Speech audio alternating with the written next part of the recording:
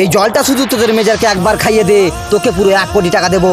কুত্তা, তুই একটা আতঙ্কবাদী, তোর সঙ্গে আমি কখনোই দিব না। ভালো করে ভেবে নে ফজি, এইরকম সুযোগ তুই বারবার পাবি না। আরে এই টাকাতে আমার মায়ের অপারেশনটা খুব ভালোভাবে হবে। ঠিক আছে, আমি তোর এই কাজটা করব। আমি জানতাম ফজি তুই আমার কাজটা করতে পারবি। আর এই নে টাকা। আরে স্যার, অনেক রোদ করেছে, জলটা খেয়ে নিন। ঠিক আছে, দাও।